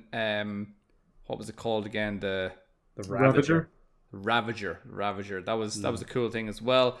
But again, and in some parts they did so many things so right. The scale felt correct. The size felt correct. Where they've not got that right so many times in this show before, especially in places like Numenor, where it just didn't feel like there was enough people to fill up the scenes.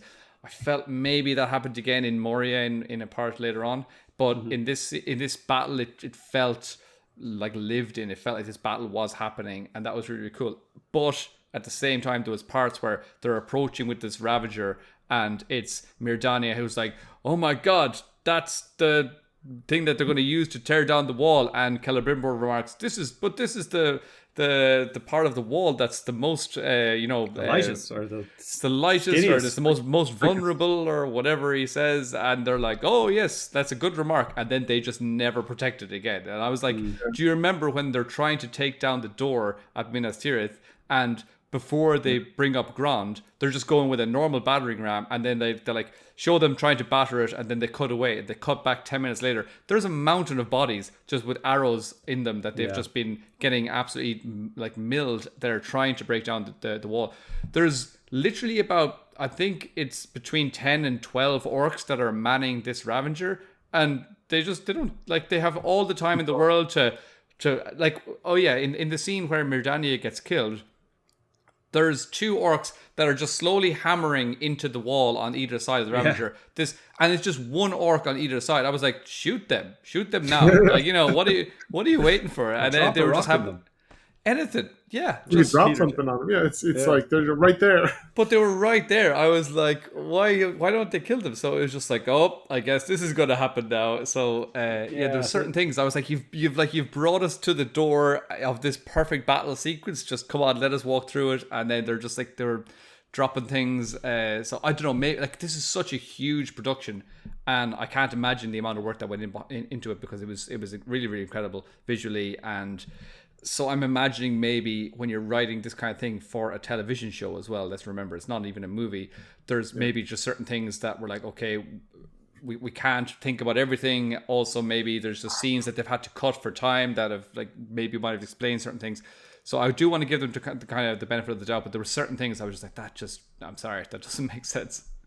Yeah. There's a lot of that in this battle. But what about the start, Jaron, when you can talk about your overall views of the battle, but like, did you like the tactics that the orcs employed with, first of all, blocking the sunlight with the smoke from the trebuchets, and then damming the river? Yeah, so I felt like the overall battle was like 90% of the way there to awesome. Yeah. It was really close. So I agree, the production was top notch. I mean, I think we were seeing the biggest collection of orc, like real prosthetic orc actor fighting. I think it was bigger than Lord of the Rings. It seemed really, really, really big. But Lord of the Rings very tastefully fills in with CGI really well. Mm-hmm. And I feel like that was missing sometimes, because as much as it felt big, there were a lot of points where the battle didn't feel as big. And I felt like they're talking outnumbered 10-1, and it didn't feel like that. And the final scene, there's like 36 elves kind of hanging around there. And it's like, there should be hundreds instead of thousands, not dozens instead of hundreds. Like we want to scale this to something that feels really, really epic. Mm-hmm. There were 28 because I counted them. Yeah, there were 28. I was going to say 12, but yeah, 28. Yeah, it seems small. But it felt so small. That's why I paused. I was like, hang on, I got to count these guys because there was so few of them. Yeah, and that's the thing that was a little bit disappointing, because it felt like they were so close, because they built the huge sets, they had all the people on set. It was really, really big. And then the tactics wise, that was a little bit frustrating to me, because they're like evenly scattered all across the riverbed there, instead of any kind of like hold back and have small groups go forward to attack, and like the kind of stuff you'd normally expect in a planned attack on a walled city. And then damming the river was a little bit, that part was, I thought, just ridiculous. I mean, they're shooting like 3 miles high and hitting it was way, way, way farther than they were shooting into the city.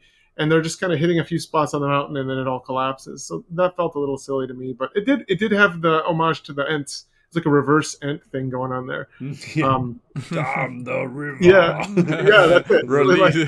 They release it, and so they damn it. But it did, like, it just dries up kind of real fast, and they can roll over it with giant siege engines, and that stuff just felt oddly paced and inconsistent with the size. Like, it's big, it's small, it's big, it's small. So those were more of my criticisms. That said, I mean, there was a lot of great choreography. All the outfits were amazing. The costumes were really, really good. And the overall vibe was epic. It very much so held up to.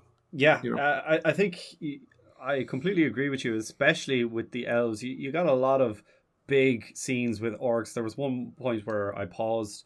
It's just I think it was when Celebrimbor was going to Mirdania, and there was a big shot of loads of orcs attacking the wall, and I paused it because you could see like 2-3 siege engines or like battering rams. There was loads of ladders that were on its way to being put up there, and then obviously in the background you see the forest and the trebuchets and catapults and everything. So I thought that was cool. But the elves, you never get to see more than about 10 elves on screen at any given moment. So and you're right, there was a mention of they outnumber us 10-1. I think it was the Elrond and the other guy in the encampment of orcs.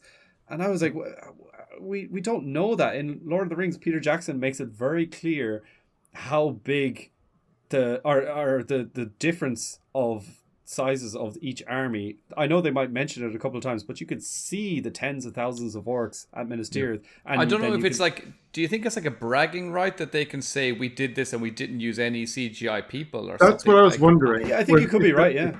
Yeah, because it is, that part of it's very impressive, but you have to have that CGI behind it to give it that huge feel. But there definitely were CGI moments, because there like that. There were CGI that moments, where but maybe where I paused it and you could see the thousands of orcs. They weren't extras. So of course, I was confused why sometimes you would see a close enough shot of like maybe 20 orcs marching, but then other times it would zoom back and you see like 1,000, but they're all like spread quite far apart, not like the Uruk-hai at Helm's Deep. So it was a little bit confusing. But I want to get on to the Ravager, which both of you guys mentioned as well. That's weird. What's that about? Like, it's a machine that shoots. So you hammer it into the wall and then pull it out. Why does it take some of the wall with you? Would it not just come straight out of the hole? Johnny, what do you think? I think they were trying to come up with some sort of ingenious, new, unseen, or never seen before kind of idea. But yeah, we didn't get to something see with what hooks, no?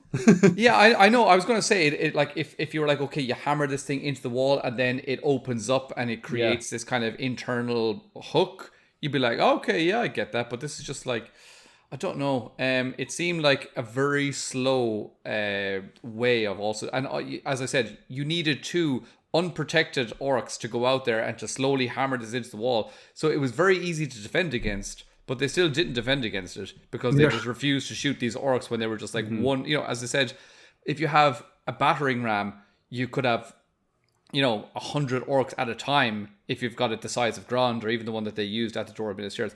You could have about 100 orcs at a time charging with that battering ram, and you're just like, we can't take them all out, and as soon as you shoot one, another guy comes in to replace it. In this one, it's literally, we need one guy to swing a hammer, just every time whoever picks up the hammer, just shoot that guy, and then we could just just keep doing that until they give up. So it didn't, I don't know, I thought they were like, oh, it's going to be this awesome, cool, new kind of, I don't know, siege weapon, but yeah, it kind of lacked a little bit, especially because it just, for me, I was like, I'm not believing that you can't defend against this thing, because, and or again, even as if you they said, set Jared, up like a little roof. Yeah, exactly. Like I think they had that initially. I think they had that initially when they were rolling it in, so that whoever's standing behind it, and again, it didn't show if you actually need to be stood behind it until Damrog comes in and he starts kind of doing that. But you see it was a battering ram. Yeah, go back to basics, boys. Yeah, yeah. But and that worked. Another thing. Yeah. Sorry, Jaron, you can come in now in a second. I just want to ask as well. This is something that the show suffers with, where we see Mirdania up on the walls, not wearing any armor, not having any battle experience. She's an elven smith, but again, I just feel like this isn't a battle where there's going to be somebody up there advising or pointing things out. It's just like, this is one of our main cast, and she has to be up there explaining stuff. We can't give lines to other people. Yeah. So, and then again as well, that one commander who was in like 4 or 5 different scenes before, he's the only guy that we get to hear speak up there. So yeah, what are your thoughts on this? It just, this is where the show feels small to me. It feels more like this is a show where we have like actors, not more characters. Yeah. So I think it was weird that she's pointing out battlefield advice. It's weird that they didn't see it. She's like, look, we're all elves, but look what I saw. It's right there, like 100 yards away. And he's like, oh, you're right. And then he tells them, even when he tells them to fire, it was cool that he said it in Elvish, but they're already shooting. And he's like, open fire. It's like, we're all shooting already, guys. Like, let's go. So, I mean, it didn't feel very purposeful. It felt, that felt a little bit true everywhere, where it's like, who's in charge of this thing? Because this doesn't feel like, Adar's been around for a long time. He should have some pretty good tactics and plans. And it feels like he's like, go ahead and attack the walls and we'll get in there one day. And then they kind of just roll. Yeah, exactly.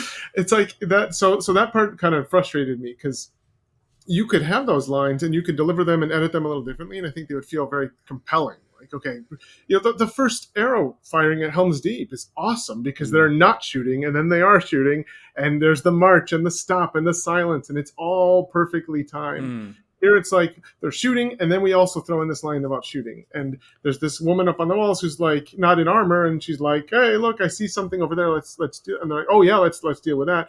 So so it all felt very scattered. And then with the actual Ravager, I actually thought I like it more thinking to The Hobbit, where it talks about how goblins love inventing ingenious contraptions that are destructive, because that gives it some description besides just, oh, they didn't want to do another battering ram or something. Yeah, okay, but it does feel a little odd how it functions. That was a little bit confusing, but I thought it was fun that they would, it seems like a goblin thing to be like, well, we came up with this other thing, let's try this time, maybe it'll kill more people, like it'll be more destructive. But can we talk about the charge? Well, let me host this episode. I'm sorry. Now we're going to talk about the charge. Okay, but first I just want to preface that by saying, a lot of what we're talking about here, it might sound negative, but these are just nitpicks overall. I think the three of us would agree that this was quite a good episode. I think the battle was well done. I think the battle was probably better than every other bit of fighting choreography we've seen in the whole Rings of Power. Sure. What we're here to do today is to just talk about the lore, how it differentiates between like the actual movie or the movies, the lore, and the TV show, and also we want to nitpick and discuss some things. So yeah, before all the negative comments come in, I just want to point that out to you. I wouldn't nitpick over something that I don't love. I would say about if you're asking me what are your thoughts about, I don't know, Twilight. Some other Twilight, yeah. What are your thoughts about that? Or even I'm sorry, I'm not a big Harry Potter fan. I know there's probably a lot of people out there that listen to this podcast who are, and Dave, one of them. If you ask me, like, oh, what are your thoughts on the Harry? I wouldn't have anything to say about it because I don't love that series. I love Lord of the Rings and I love everything about this world. So that's why I have these emotions and these things attached to it. So it's all coming from a place of love. Yeah, and creative disagreement's different from contempt. Sure, right? Like, of course. if you have contempt, everything's wrong. This is more like, I would not have done that way. Yeah. That's usually what I'm looking at is, I pictured something else, which is part of the fun of adaptations. Absolutely, Like, oh, you yeah. pictured it this way. Like, I didn't think of it that way. And some of the things that we're talking about aren't even from an adaptation point of view or from a Tolkien point of view. Some of them are just tactical. It's just kind of like, this would have, I mean, I'm not a filmmaker, but I'm like, why is this happening this way? Where it could be any kind of a movie. It could be watching Troy, for example, and be like, oh, this part didn't really make sense where they said this and then they did the opposite, or they could have defended it just easily by doing this. So some of it is just more that kind of focus as well. And I think for me, especially in this episode, there were a lot of moments like that. Yeah, so we'll get into this charge. So we hear the horns of the elven troops. They have arrived. Gil-galad and Elrond in the sunlight. I think there's some pretty awesome imagery here, but I know you guys would be dying to talk about the charge. So, Jaron, we'll start with you anyways. I think you're both going to get some views on this, but I'm glad we clarified that we're not hating on it, because I did hate the charge. No, I mean that's the payoff, and I felt like they took it from us. But did you hate the whole thing, or did you just hate like 10% awesome. of it? It was awesome until the last second. I know. It was all foreplay with no payoff. Yeah, and even if they had swerved to the left, something more realistic, you can't stop something that big that instantly. Especially with a really little quietly. A little whisper from Elrond, like, halt, guys. They're like, thousands of us, let's just put the brakes on these. Like, They're elvish, but they're not that great at controlling, big lumbering animals that are rushing towards a line. So, and the heat of battle, all that stuff. Adrenaline. You can't stop that. So that felt like they were subverting expectation in the wrong way to me. Like, you can subvert expectation by, I think I was breaking down, they should have come out, met in the middle to talk, not in the Mort camp. And then go back and, okay, now we're going to charge, and give us the charge, or just don't do the charge, whatever you want to do, but don't tease it that close, because that just felt awkward. So that's my thought. Mm-hmm.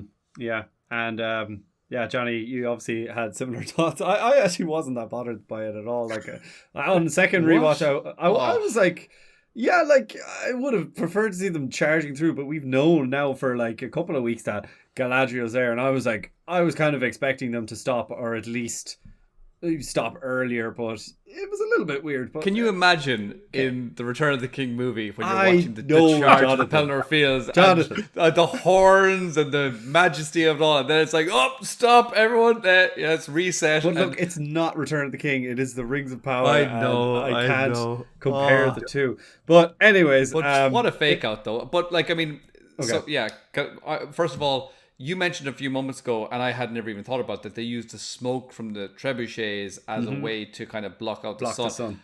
That was a good observation. Was that mentioned at some point, or like, I mean, no, but it was. They were firing constantly, and at one point, I think Glug or maybe one of the other orcs turned to Adar and said, "It's time." There was a clear shot of smoke going over the sun. And then he said, "It's time," and I think that's when they said, because also during the charge there was that like overhead view of the kind of the V formation that the elves were going in, and we're looking down from a plan view. We can see the elves to our left and the orcs to the right, and there's a clear shadow line where the orcs are standing in the shade and the elves are standing in the sun.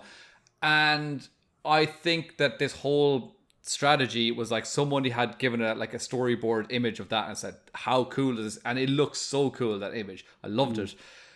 But it's not a strategy. Like, let's just hope that we can find shade, even though we're fighting during the daytime.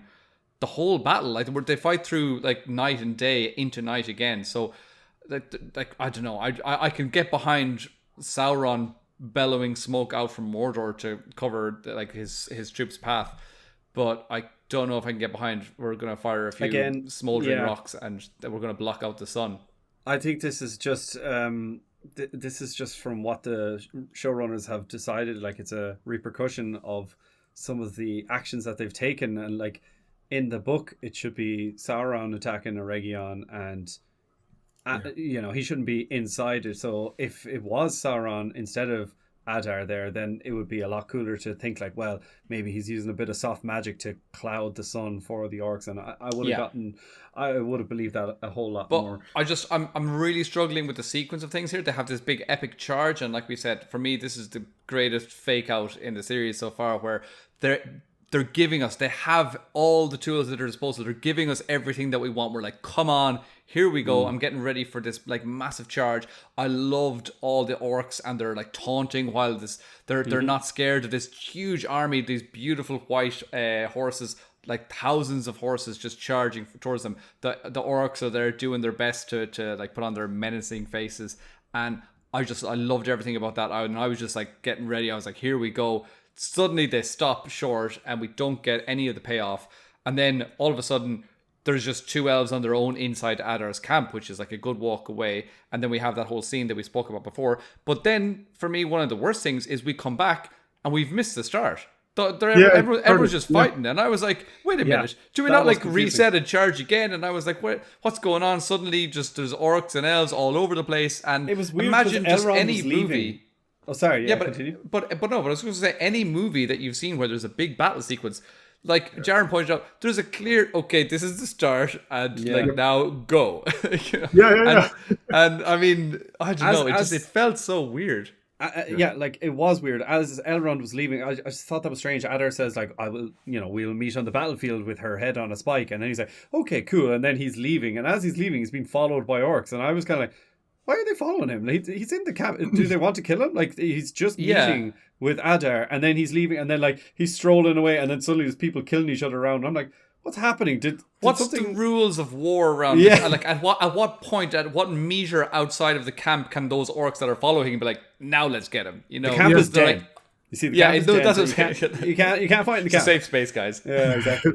But anyways, we do get to see Elrond with some epic action, leading the elves to defend the wall, which is nice. Awesome shot of the horses getting trapped in the muddy water as well. There's a couple of things I just wanted to point out.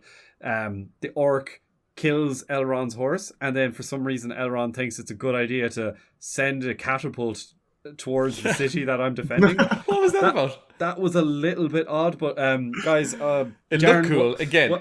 It looked cool, and it was like, yeah, I really got that orc, but like, you know, he was already dead. So, anyways, Jaron, Rian, this other elf who we barely got to know, she gets mowed down with a bunch of arrows, but she gains strength for one more shot. And again, this is where I want to say we saw her die in the trailer. What did you think about this? Yeah, so I actually did the character announcement for Rian and for Kemnir, and that was fun. But now I could tell from the way they gave me the descriptions, I was like, these characters have no substance. There was like barely a paragraph of information about them, and sure enough, we like, especially contrast her against Erendir. He shows up and we're like, oh, I have stakes in this now. I care about what happens. With Rian, they tried to convince me that she was the elven Boromir. Like, this is her last stand. This is her big fight. I was like, I don't care because I don't know who she is. And I want to know who she is because she seemed important. And so that was disappointing that they did it the way they didn't let us see her more. I wish they'd let us see her more because then she does the epic last stand and all that stuff. The shot from behind her, which we did see in the trailers, but was really cool, where she's all full of arrows and that kind of stuff. I don't understand how that explosion happened. This isn't Saruman's gunpowder stuff, but you know, that's true. Yeah, it's like a bucket of something, tar. I don't know, something explodes. It's a bucket of tar, yeah. Yeah. But, you know, I don't know. For me, I agree with you completely. And again, I said it before back in the episode when they first set out on their big quest, and then they end up stumbling into the Barrow Downs. But they're like, okay, we need to go on this big quest. Do you think you could find me 3 more elves? And Galadriel's like, yes, I can. And then suddenly we get these huge, like a helicopter going through mountain scenes of these elves charging and like running along. And I'm like, who are these people? I don't even know their names. I haven't even seen their faces. Like, so give me a shot of their faces. Tell me their names at least. And then I'm like, okay, now I know who's who. So it was kind of the same with this Rian here where we barely get to know her at all. There was like one scene where, just before the charge, the camera did zoom in on Elrond and she was right beside him as well. So I'm like, okay, she's clearly, you know, a general, or not a general, or a captain or something in this good archer. Force. She's a good archer, yeah. And I mean, I thought again her scene was really, really cool. But at this moment, again, Elrond, just to go back to that as well, he's got a real cool one-on-one with that orc. Although he's killing everyone all around him, and then suddenly he's one-on-one with this one, like, I don't know, feeble orc, and he just stops defending himself and gets slashed across the face, just so that he has this cool gash across his cheek, I think. You have to do that. But I mean, then later in life, he never has a scar or anything. So, I mean, I don't know. But then he stabs him like up close with just like his dagger. daughter, Harwin. Yeah, exactly. That's right.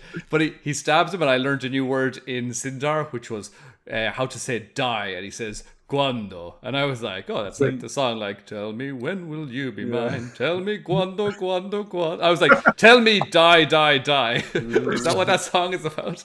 I don't know. Great. But anyway, I was like, I loved that. I loved hearing new Elvish words. So that was class. The Elvish was good in this episode. Was that? I said the Elvish, the spoken Elvish, the spoken Sindarin was. It really was good. good. Yeah, there was quite a lot of it in there. But then going back to the character of Rian again, she's this archer that we know we've been introduced to, and while they're running through, and it's like they've got this little small group, and they're like, okay, we're gonna go on the secret mission. How many torch arrows do you have left, Rian? She's like, enough to do damage. And they're like, okay, nice one.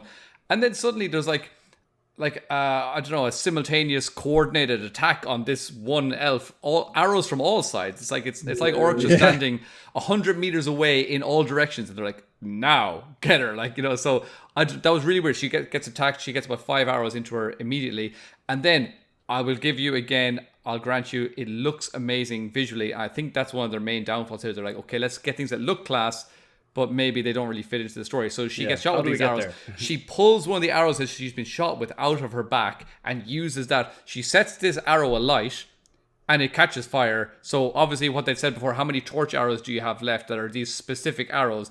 That was just ridiculous. We don't need to have torch arrows because we could just set any arrow alight, even if it's covered in elf blood, because it's just been inside me. I'll set this one on fire and then I'll use that one to shoot. So I was like, they're setting us up for these great kind of like little things, and then they're just like not giving us the payoff. So I felt like that happened so much, and I know I'm probably sounding quite negative, but I loved 90% of this battle. And there's just these little things that were letting it down. I think that's the arrows from all sides feels like the whole battle, where it's like I'm a little confused, and I don't want to be confused because this is all so awesome, all going on all over the place. So confusing, yeah. That would be my main criticism. It's just that we didn't have a clear, okay, this is what's happening. And again, I think that all started from the charge failing, and then they're going away to this little conversation in a different location, returning, and now the battle's in full swing. And it just immediately was like, okay, what's happening? What stage are we at the battle? What's going on? And then these just like little things, the Ravager kind of didn't really work for me. I will say, Damrod was fun. He was quick, but it was fun because all the heroes are there, so you care about everyone he's fighting, and he comes out and he's just like, this is what he's made to do, right? Yeah. Damrod was very, very cool. And some great vocals from Meshuggah as well. So the introduction of Damrod and Arondir was nice because they kind of both arrive at the same time. And then it's daytime. Obviously, we see the dwarves don't arrive. We get to see Aeglos is finally in action, which was awesome. Gets to have the killing blow on Damrod. I thought it was short-lived, and it was probably spoiled when we got the last ballad of Damrod. So, yeah. But we get Arondir versus Adar. Jaron, what are your thoughts? I liked that because this is just pure. They set this up in their show. These are not canon characters, and so they can't get it wrong in that sense. And it was just fun. It was just a fun duel.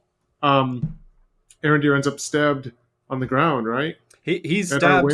First, he shoots Adar, and then Adar catches his arrow, and Adar uses that arrow to stab Arondir. And then Arondir pulls out an arrow, stabs Adar, and then Adar does stab him. Yeah, Adar does the final blow with his sword. Well, what we think might be the final blow. I mean, all of our hearts are on our throat for that moment, and that's what I wish. I feel like they could have gotten there with some of these characters or some of the decisions of other ones, because that was good. I felt really invested in that scene. I mean, the fighting was really intense, and it was just classic, like villain versus hero. And who's going to win? So I thought that was really good. And Johnny, before I let you come in on this, just to wrap up the actual siege of Eregion, I'm just going to finish off here by saying the orcs eventually break through the wall, and we get a weird CGI Adar confronts Elrond. Yeah. Did you guys pick up on that? I think maybe every shot of Adar so far in the series has been at nighttime or in a dark room, but now it's like, we got to show. I thought it was prosthetics used on his face, so I don't know why he was so CGI looking. I thought it looked like a Snapchat filter. It was a bad shot, but anyways, he says, "Have you forgotten your Rumil?" never make war in anger. This is what he says to Arondir as he's dying. Rumil, for anyone that doesn't know, is the inventor of the written language. To Elrond. Sorry, he says this to Elrond. Sorry, my apologies. Yeah. Rumil is the inventor of the written language of Tengwar, so to record things on stone or letters. So basically the guy who kind of, I don't know, invented writing and poetry and all that stuff. So this must be a quote of Rumil's where he says, never make war in anger. And then he was also a drunkard, according to Círdan. He was indeed. And he ends up with Galadriel's ring Nenya. So yeah, any final thoughts on this? Robert Aramayo looked so pissed in the best way when he picks him up. I mean, the eye contact, like the glare, was so. You felt angry still, even though he's lost. It was so good. It was so brilliant. good. Yeah, that was class. If I may, I'm just going to go back and just give my final thoughts on Damrod, and just from there on, because I thought Damrod was so cool, such a class character. I was just kind of annoyed that we didn't get to know more about him and why he wanted to find Sauron. What was his whole... Yeah, I was like, why was he angry at Sauron? We brought that up. It seemed like that was the first thing he said. Like, where is Sauron? Sorry. I think well, that he was did the have a only nice line. evil laugh as well, which was cool. But that's the only thing he said in the whole series. And we're like, where is Sauron? There's like never answered. We don't know why. But I know trolls probably don't want to go in for wearing lots of armor. I know that when we saw the trolls in The Return of the King attacking, they were wearing lots of armor and things like that. This is a battle that Adar has been planning for months, years, maybe centuries. I don't know. He gets this troll on board. I know he uses like a human shield or an orc shield, I suppose, at one point. Which was cool, but I was like, why don't you just get a big tree or something and use that as a shield before you start marching into like thousands of arrows that you're clearly going to get hit with? So, I mean, I don't know how like resilient trolls are to arrows and things like that. I know that they like a single arrow or even maybe 20 arrows won't take them down, but surely they sting and they hurt and they'd rather not get one like in the eye or something. So I'm sure he could have just... The helmet at least, yeah. Yeah. But also as well, Johnny, just to jump on your point as well, like this has been planned for weeks and weeks and weeks, and then it's kind of like a last minute thing, like send him in, and then Glug is just like, but he'll kill our own kind. It's like, why did you bring him to the battle if you weren't going to send him to fight? Like it was odd. I understand that there's going to be like, you want to have secret little weapons that sometimes like, okay, now let's send in the infantry, and now let's send in the cavalry, and now let's hold back this. Yeah, I thought he was very ineffective. It was kind of like, not just Glug, that Glug was surprised. I thought it was like, well, maybe Glug thought, okay, we're going to wait for a specific moment when something has happened and we've cleared out the way, and then we'll send him in. But I felt like he just wasn't utilized to like his strengths. He just kind of walked in, got shot by 1,000 arrows while he was on his own. He's basically completely naked, and then he just starts trying to work the Ravager like a battering ram because it clearly didn't work the other way. And then you get Gil-galad Skywalker with the hook and just the Hoth twists. Yeah. Gil-galad came in and got the final blow, and I felt it was kind of like, you know, in Game of Thrones when they're like, okay, the king is going to go off on a hunt, and we're gonna injure the boar and then let the king come in and just give the final stab to, like, you know, claim, oh, I killed that boar all by myself, but really it was just kind of, it was weakened, it was lying on the ground. I kind of felt like it was a bit like that. So we do get to see Gil-galad later on, like just kind of wielding Aeglos and kicking ass, so that was cool. But in this moment I was like, this is his introduction where he's just stabbing an already downed creature, so I was like, all right. Yeah, I hope we get to see more of Gil-galad. Hopefully we do. We're going to have to move on because we're sorry, coming, okay. We still have the dwarves to talk about, and there's not that much. It's probably the smallest part. Sorry, did you have anything? No. I could go on for another ages, so I'll stop. Yeah, exactly. I think we could do that on another podcast. And Jaron, how are you doing on time? I'm good. I'm good for the dwarves, yeah. Okay, cool. So this is the final part to talk about. We see the dwarves. Peter Mullins, we've talked about him loads. He plays Durin the Third. He's incredible, but he's going fully mad, demanding Narvi to remove his son from the tunnels. But Narvi's men are with Durin, his dwarves are with Durin, so that's great. And Elrond is finally back in Khazad-dûm, and something that he says, which I love, is "My heart sings to see you, old friend," which is an Elvish saying. Like you could say, I have it written here, Gurin Linale, which translates to "My heart sings to see you." So yeah, I thought that was nice. Did you like this introduction, Jaron, to the dwarves again, and getting to see Elrond back with Durin for the first time this season, I think? Yeah, so the first season one was fun, but it was kind of like, okay, you guys are friends, and you're kind of petty mad at each other and stuff like that. Mm-hmm. This felt like Tolkien level, like hello friend, and it's like, yeah, like a friend, like a Yes. friend, like we're gonna go die together, like that kind of stuff. And so that was fun. They earned that one. So in a season or a series where I think we've been saying all of this episode just how they don't get enough time on these characters, and so you cannot be invested. That was a huge payoff. Mm-hmm. He walked in and was like, "Good to see you, friend." And I'm like, "I believe that. Like that actually is real. That was earned." So. That was really good. And I love his little insults. Like he calls him, "You title-haired, flowery-tongued flagpole," and I love that he always has these things. Like even when Durin and Disa were shopping for that amethyst crystal thing, and he's like, "I wouldn't care if it's a horse and 6 carriages, or a carriage and 6 horses, or something." Like he always has these little expressions. So absolutely love it for that. Also, did you both pick up on the mention of a flagpole in this episode when he called him a title-haired, flowery-tongued flagpole? I did. I was like, "Oh, you didn't?" Oh, I know, just not until you just said it right now. But listeners, we won't spoil that for you in case you don't know what's to come. But Elrond exclaims that he needs Durin's axe. Jaron, it was actually kind of funny. Like a long time ago when we were breaking down the trailers, Johnny thought that Elrond was actually asking to borrow Durin's axe, and I was like, no, I don't think that's what he means. Yeah, I got a tree over here that I got to fell. Yeah, that's it. My sword broke. I need your axe. Yeah. No, I mean, I like that. Again, everything Robert Armano says in this whole season, I'm just like, oh, that's how Tolkien would have said it. Like, I need your help. I need your axe. It's like, yes, and you've got it. That was great. Yeah, and especially when Durin asks, like, like, I'm about to overthrow my father. Like, what have you got? Yes. And then Durin like turns around. And he's like, how am I going to respond so epically? Yeah. He just goes, defeat without your help. I'm like, nice, Robert. But anyway, speaking of good speeches, Johnny, we get an epic Durin speech to all of his kin. So any thoughts on that? He calls Sauron, the Stoneheart has returned. He says, forging rings to enslave us and all of Middle-earth. So this is the age-old question. First of all, what did you think of the speech? But like, how will these rings get passed down? Because it's very all the dwarves are against it now. Yeah, they seem to all hate this ring, and they're all they're all like, okay, we have to mutiny against the king because he's got this evil ring, but we're all going to eventually, that's going to be passed down, and that's going to be the big, symbol of our people. But first of all, the speech, I loved it. I thought it was class. I thought it was really, really well delivered. Again, I thought we got a little bit of it in the trailer where he said, will you fight for your friends? I thought it sounded really cheesy in the trailer. I didn't like it at all, and I thought that this was a much better delivery when I saw it in context. I thought that sounded a lot cooler. But again, there was just one more thing where it was like, he starts his speech just kind of strolling along in the middle of, like, I don't know, a little street in Khazad-dûm. And he's not actually speaking to anyone. He's just kind of speaking out loud. And there's about like 7 or 8 people standing around. And then more people start to gather. And suddenly he kind of climbs up these steps, almost like Farazan in season 1.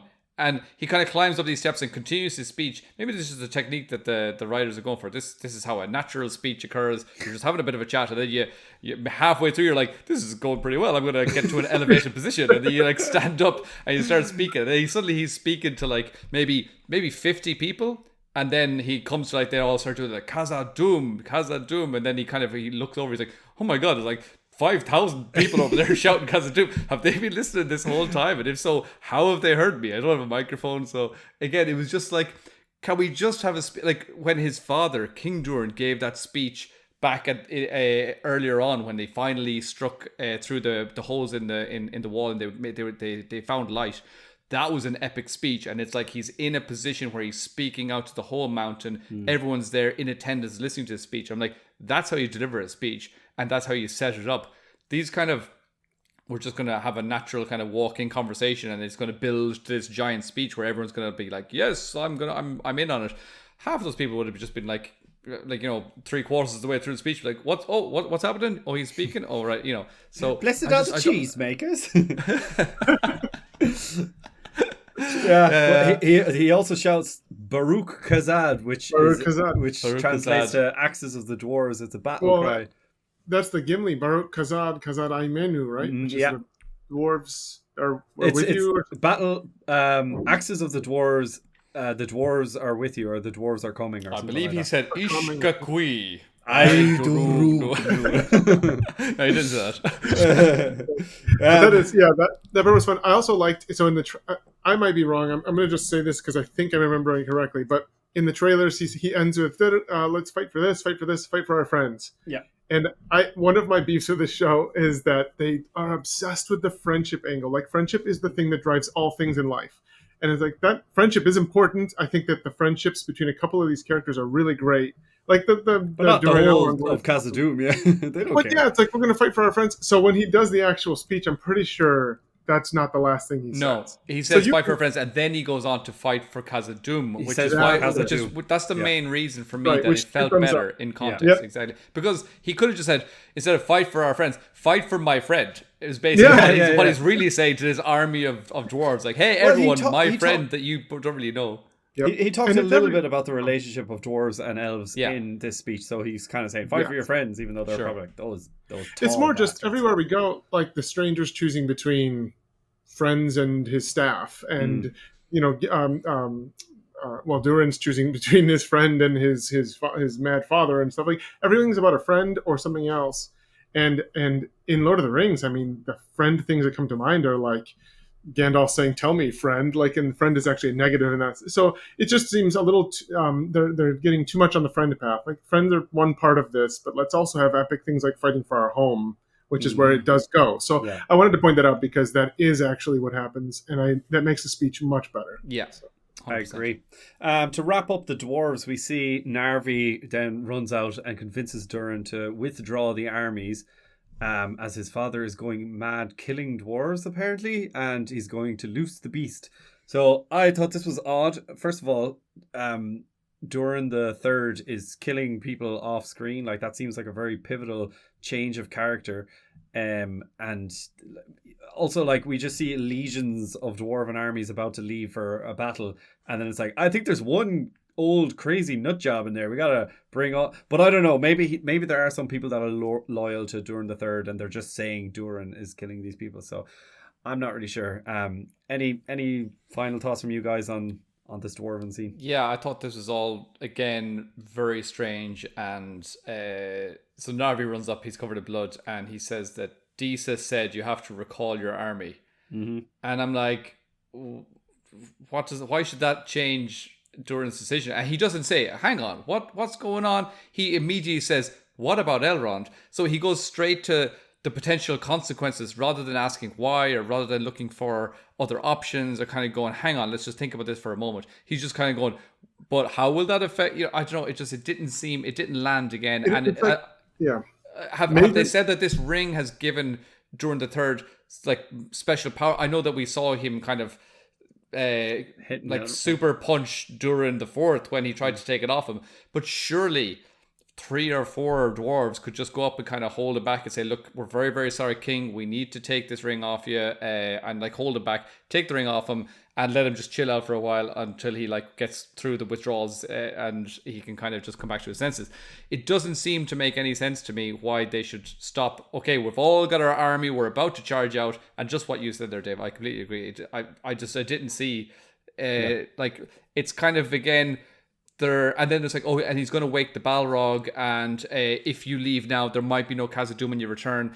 It felt like they're kind of inventing this, another kind of a moment of a big decision without like the premise actually making sense. And it didn't really feel like an actual ultimatum where it's like, if you do this, then this is going to happen, and you know, you have to make a wise decision. It felt unearned, and just there was no build up. Well, also unrealistic in the sense that you're asking for him to make a geopolitical decision that hinges on his loyalty to his friend or his wife. It's like, Durin can decide what he does, but you can't like stop whole armies from. It's like stopping the cavalry charge at the last second. You can't stop whole armies from doing things because of an individual crisis. Like, that doesn't realistically happen.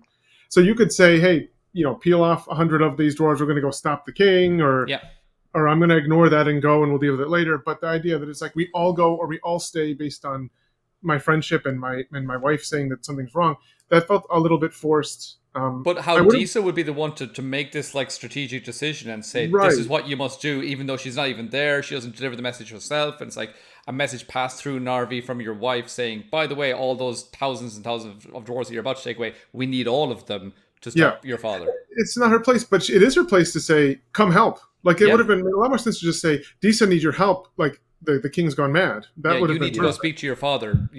Send someone else, your second in command, have them lead the dwarves, and you stay and deal with this situation, or take your personal guard. Us viewers were stupid. We need to be told every single thing and not have any blanks filled in. It's the smallness of the thing that's like, don't keep the story so small. Let it breathe. Let it be big.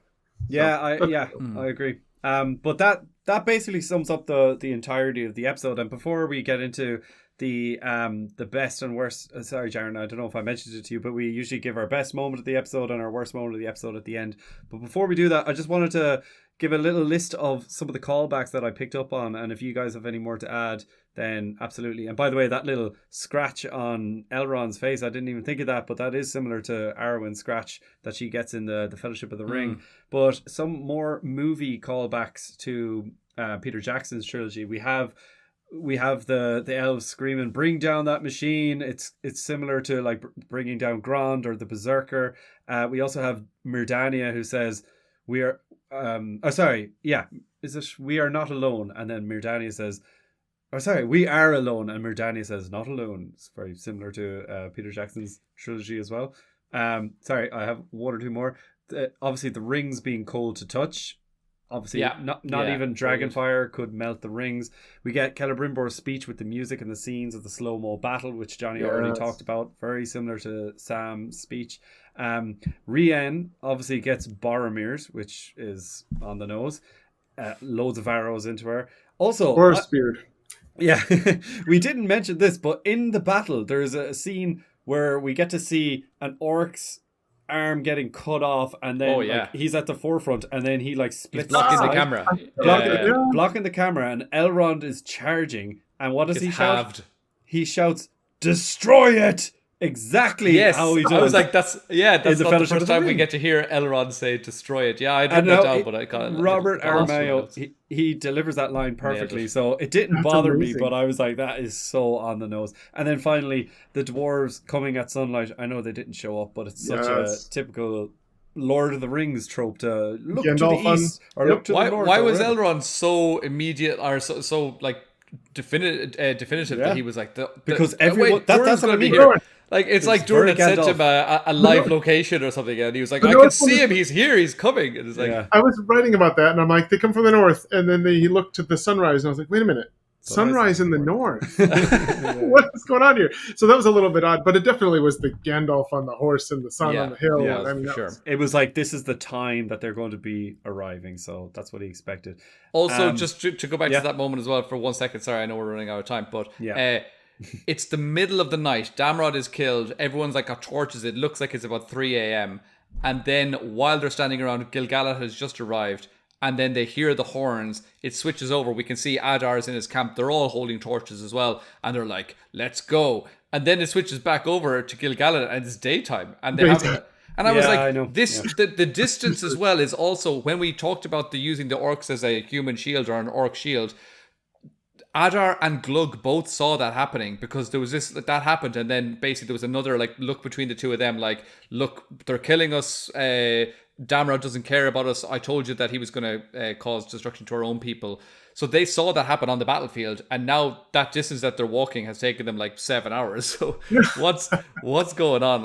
It's just a bit all over the place. There was a few things like that. Arondir shows up and he gets a nice view of the battle, and then he waits until nighttime to actually do anything and go to the encampment. So, but also I have written this down. I didn't know if I was going to bring it up, but throughout this season alone, we see Elrond leaving Lindon to go to Eregion. Then he goes back to Lindon when he's almost there. And then he goes back to Eregion. Then from Eregion to Khazad-dûm. And now he's back at Eregion. All within this one season. And Eagles. I don't know. Eagles. It is odd. And even when we see the orcs, they're marching from Pelalgir to Eregion.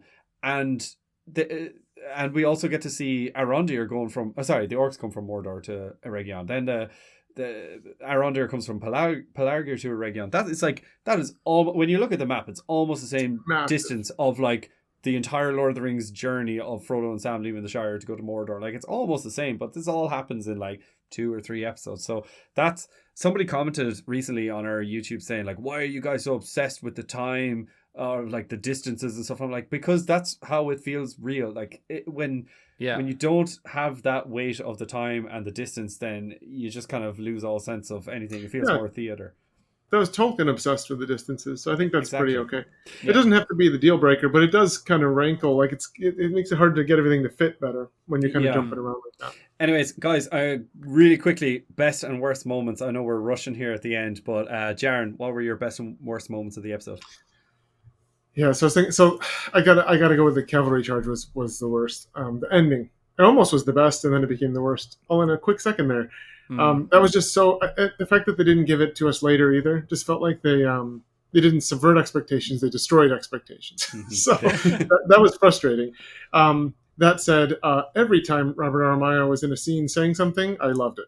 And if I had to pick a scene, it might be when Adar picks him up at the end, because he looks so the visceral like acting in that scene was so good. I loved every second of that. So good. Yeah, Johnny, what are your worst and best? Maybe start with worst so we finish on a positive. I haven't made any notes on this so far, so I'm just going to say I probably agree with Jaron. I think there were a few things, just the overall organization of how they planned out this battle, and like they had, like it's like they had the keys to, I don't know, to a paradise, and they just like brought the wrong set of keys or something. Like they had everything there and they just didn't give it to us. It was so close, but basically you can bring the horse to water, but you can't make him drink.